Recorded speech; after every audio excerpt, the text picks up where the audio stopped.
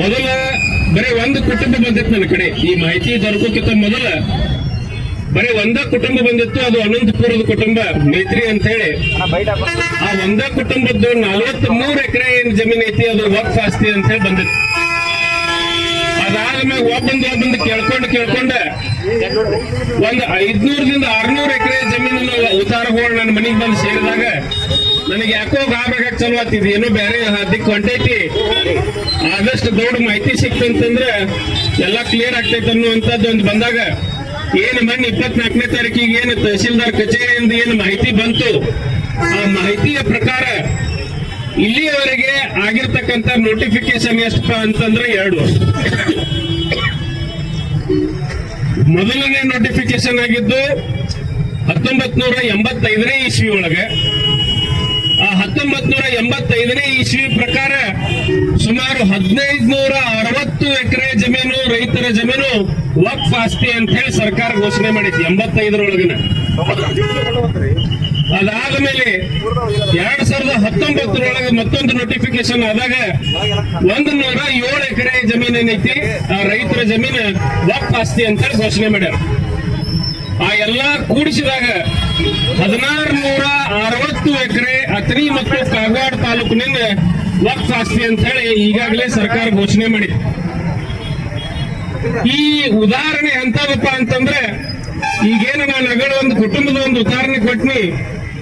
ಆ ಉದಾಹರಣೆ ಎಂತದಂತಂದ್ರೆ ಅದೇನ್ 43 ಎಕರೆ ವಕ್ಫ್ ಆಸ್ತಿ ಅಂತ ಬಂದಿತ್ತು. ಅದು ಬಂದ ಕೂಡಲೇ ಅವರು ಒಂದು ಟ್ರಿಬ್ಯುನಲ್ ಅಂತ ಇರ್ತೈತಿ, ಆ ಟ್ರಿಬ್ಯುನಲ್ ಹೋಗಿ ಇದು ಆಸ್ತಿ ಯಾರ ಕಬ್ಜೆ ಒಳಗೈತಿ ಆ ಕಬ್ಜೆ ಒಳಗೆ ಇದ್ದಂತವ್ರಿಗೆಲ್ಲ ಹೋಗ್ಬೇಕನ್ನುವಂಥದ್ದು ಸತ ಆದೇಶ ಆಗಿರ್ತಕ್ಕಂಥದ್ದು. ಅಂದ್ರೆ ಆ ರೈತರ ಕಬ್ಜೆ ಒಳಗಿದ್ದಂಥದ್ದೇನು ಆಸ್ತಿ ಐತಿ ಅದ ರೈತರಿಗೆ ಸೇರಬೇಕನ್ನುವಂಥದ್ದು ಈಗಾಗಲೇ ಟ್ರಿಬ್ಯುನಲ್ 1986 ಒಳಗನೆ ಆದೇಶ ಹೊರಡಿಸಿದೆ. ಅದರ ಜೋಡಿ ಇದೇ ಮೇಸ್ತ್ರಿ ಕುಟುಂಬ ಹೈಕೋರ್ಟ್ ಹೋಗಿ ರಿಟ್ ಪಿಟಿಷನ್ ಹಾಕಿ, ರಿಟ್ ಪಿಟಿಷನ್ ದಾಗ ಸಹಿತ ವಕ್ಫ್ ಬೋರ್ಡ್ಗೆ ಸರ್ಕಾರಕ್ಕೆ ಚೀಮಾರಿ ಹಾಕಿ ಹೈಕೋರ್ಟ್ ಏನ್ ಐತಿ ಅಂತಂದ್ರೆ ಏನ್ 11 ನಂಬರ್ ಕಾಲಮ್ದಾಗ ವಕ್ಫ್ ಆಸ್ತಿ ಅಂತ ಬಂದೈತಿ ಅದನ್ನ ತೆಗೆದು ಒಗಿಬೇಕು ಅನ್ನುವಂಥದ್ದು ಹೈಕೋರ್ಟ್ ಆದೇಶ ಕೂಡ ನಮ್ಮ ಹತ್ರ ಐತಿ. ಇದೆಲ್ಲ ಇದ್ರೂ ಕೂಡ ಇನ್ನೂವರೆಗೆ ಅದಕ್ಕೆ ಸರ್ಕಾರ ಆಗಲಿ ಅಧಿಕಾರಿಗಳಾಗಲಿ ಸ್ಪಂದಿಸಿಲ್ಲಪ್ಪ ಅಂತಂದ್ರೆ ಇದಕ್ಕೆ ನಮಗ್ ಕಡೆ ಬೇರೆ ಹಾದಿಲ್ಲ, ಅದಕ್ಕೆ ಹೋರಾಟಕ್ಕನ್ನ ಇಳಿಬೇಕಾಯ್ತು. ಇವತ್ತು ನಾವೇನ್ ಇಷ್ಟ ಸಂಖ್ಯೆ ಒಳಗೆ ಸೇರಿದೀವಿ, ಇನ್ನೇನು ನಾವು ಎಚ್ಚರಿಕೆ ಕೊಡ್ಬೇಕಾಗಿತ್ತಪ್ಪ ಅಂತಂದ್ರೆ ಸರ್ಕಾರಕ್ಕೆ ಬರೋ ದಿನಗಳದಾಗ ಏನೀಗ ಸಿದ್ದರಾಮಯ್ಯ ಅವರು 2023ರ ನೋಟಿಫಿಕೇಶನ್ ಅನ್ನು ಹಿಂಪಡಿತೀವಿ ಅನ್ನುವಂತ ಆದೇಶವನ್ನು ಏನ್ ಹೊರಡಿಸ್ಯಾರ. ಈಗಾಗಲೇ ಸಾಹೇಬ್ರ ಕಡೆ ಸರ್ಕ್ಯುಲರ್ ಬಂದೈತಂತ ಅನ್ಕೋತೇನೆ.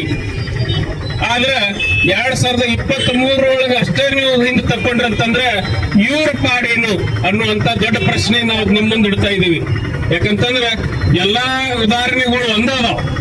ವಕ್ಫ್ ಆಸ್ತಿ ಅದು ಬರ್ಬೇಕಂತಂದ್ರೆ ಅದು ಯಾವ ಆಧಾರದ ಮೇಲೆ ವಕ್ಫ್ ಆಸ್ತಿ ಆಯ್ತು? ಯಾಕಂತಂದ್ರೆ ಸುಮಾರು 4-5 ತಲೆಮಾರದಿಂದ ಇವರು ಉಳುಮೆ ಮಾಡ್ಕೊಂತ ಬಂದಿರತಕ್ಕಂತ ಹೊಲಗಳು ಇದು 85ರೊಳಗಾಗ್ಲಿ 2019ರಾಗಲಿ ಒಮ್ಮೆ ಹೆಂಗ್ ವಕ್ಫ್ ಆಸ್ತಿ ಆಯ್ತು, ಎಷ್ಟು ದಿವಸ ಯಾಕೆ ವಕ್ಫ್ ಆಸ್ತಿ ಇರ್ಲಿಲ್ಲ ಅದು ಅನ್ನುವಂತ ದೊಡ್ಡ ಪ್ರಶ್ನೆ ಇವತ್ತು ನಮ್ಮನ್ನೆಲ್ಲ ಕಾಡಕತೈತಿ.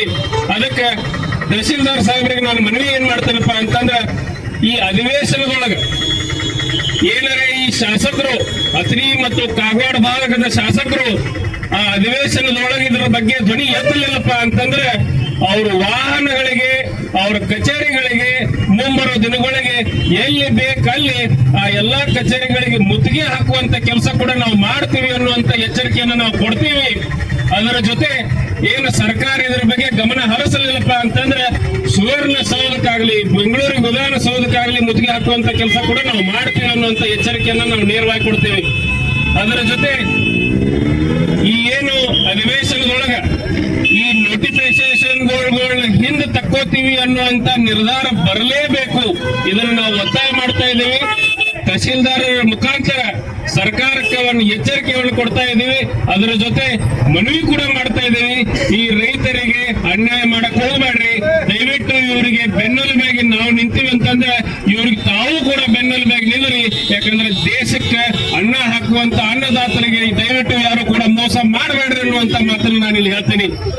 ಈ ಹೋರಾಟ ಉಗ್ರವಾಗಬಾರ್ದಪ್ಪ ಅಂತಂದ್ರೆ ಇದಕ್ಕೆ ತಾವೆಲ್ಲರೂ ಸ್ಪಂದಿಸ್ತೀರಿ ಅನ್ನುವಂತ ಭಾವನೆಯನ್ನು ಇಟ್ಟುಕೊಂಡು ಈ ಒಂದು ಹೋರಾಟಕ್ಕೆ ಎಲ್ಲರೂ ಬೆಂಬಲವನ್ನು ವ್ಯಕ್ತಪಡಿಸಿದ್ದಕ್ಕೆ ತಮ್ಮೆಲ್ಲರಿಗೂ ಧನ್ಯವಾದಗಳನ್ನು ಅರ್ಪಿಸುತ್ತಾ ಏನು ಬರೋ ದಿನಗಳಲ್ಲಿ ಈಗಲೇ ನಾವು ಹೇಳ್ತಾ ಇದ್ದೀವಿ, ಅಧಿವೇಶನ ಮುಗಿಯೋದ್ರ ಒಳಗಾಗಿ ಇವರೇನಾದ್ರೂ ಸ್ಪಂದಿಸಲಿಲ್ಲಪ್ಪ ಅಂತಂದ್ರೆ ಏನು ನಮ್ಮ ಶಾಸಕರು ಇದ್ರ ಬಗ್ಗೆ ಅಧಿವೇಶನದಾಗ ಧ್ವನಿ ಎತ್ತಲಿಲ್ಲಪ್ಪ ಅಂತಂದ್ರೆ ನಾವು ಇದಕ್ಕೆ ಉಗ್ರವಾದ ಹೋರಾಟವನ್ನು ಹಾಕೋತೀವಿ. ಆ ಉಗ್ರವಾದ ಹೋರಾಟ ಯಾವ ಮಟ್ಟಕ್ಕೆ ಹೋದ್ರೂ ನಾವು ಸಿದ್ಧರಿದ್ದೀವಿ. ನಮ್ಮನ್ನು ಜೈಲು ಬರೋ ಕಾರ್ಯಕ್ರಮ ಮಾಡಿದ್ರು ನಾವು ಅದಕ್ಕೂ ಸಿದ್ಧರಿದ್ದೀವಿ. ನಮ್ಮ ಹೊಲ ಯಾವುದೇ ಕಾರಣಕ್ಕೂ ಕೊಡಕ್ ನಾವು ತಯಾರಿಲ್ಲ. ನಿಮಗೆ ಬಹಳ ಆಸೆ ಐತಪ್ಪ ಅಂತಂದ್ರೆ ಎಲ್ಲಾ ಶಾಸಕರು ತಮ್ಮದೇನು ಹೊಲಗಳು ಅದಾವೀಗ ಏನ್ ಮಾಡಿಟ್ಟಿರಿ, ನಿಮ್ಮ ಹೊಲಗಳು ವಕ್ಫ್ ಬೋರ್ಡಿಗೆ ಬರೆದು ಕೊಡ್ಲಾಕ ಏನ್ ಅಡ್ಡಿ ಇಲ್ಲ. ದಯವಿಟ್ಟು ಅದನ್ನ ಬರೆದು ಕೊಟ್ಟು ಬಿಡ್ರಿ, ನಮ್ಮ ರೈತರ ಹೊಲಗಳನ್ನ ಬಿಟ್ಟು ಕೊಡ್ರಿ ಅನ್ನುವಂತ ಮಾತನ್ನು ಹೇಳ್ತಾ ನಾನು ಎರಡು ಮಾತುಗಳನ್ನು ಮುಗಿಸ್ತೀನಿ. ಜೈ ಹಿಂದ್, ಜೈ